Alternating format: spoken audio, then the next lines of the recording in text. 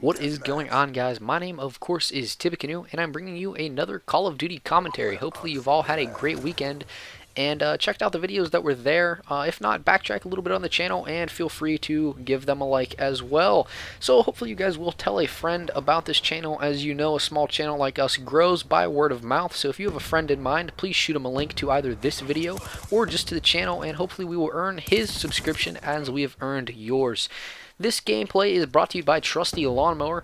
Of course, he is here to entertain your eyes while I entertain your ears. Now, the question of the day is, what video game series needs to stop? What video game series do you have in mind that needs to end, that's officially ran its course either in the community or just in its genre?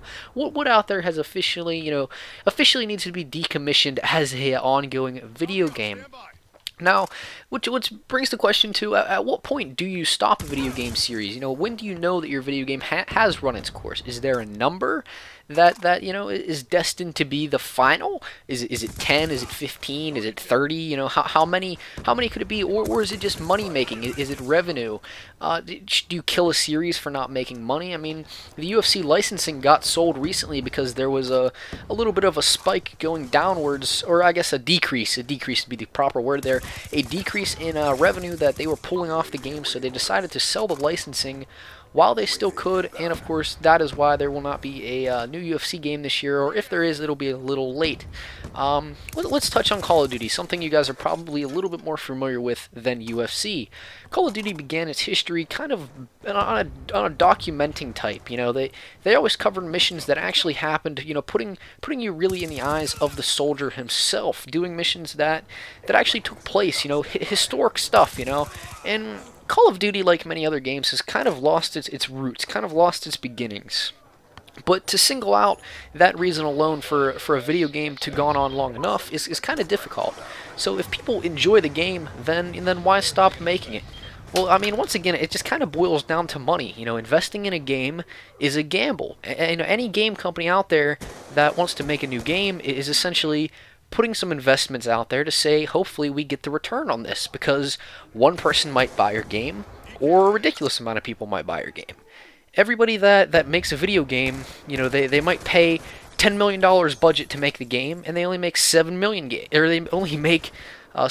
sales. So maybe that's not good enough, or they only make $7 million, because 7 million sales, of course, would probably add up to more than 10 million. Besides the point. That's why Superman games and Spider-Man games and things like that are never really top popular games, and they never come out completely good, is because there's not really a high enough budget going involved. And the reason no one puts a high enough budget in it is just because they know that it's not going to create enough revenue for them to.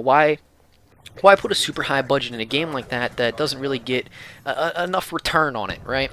Low budget, like I said, is a high yield. If they keep the budget low, they get a yield. So what can a consumer do? You and I, what can we do to say enough is enough on any game series? Well, the honest truth is next to nothing. They'll make us happy, by changing an ending of a game or reducing recoil on a rifle. And most companies don't care. Every company out there, at the heart of the company, like maybe besides charities and things like that, but they all want to make money, right? The average hot dog stand in New York City isn't there to feed, businessmen. They're there to make money.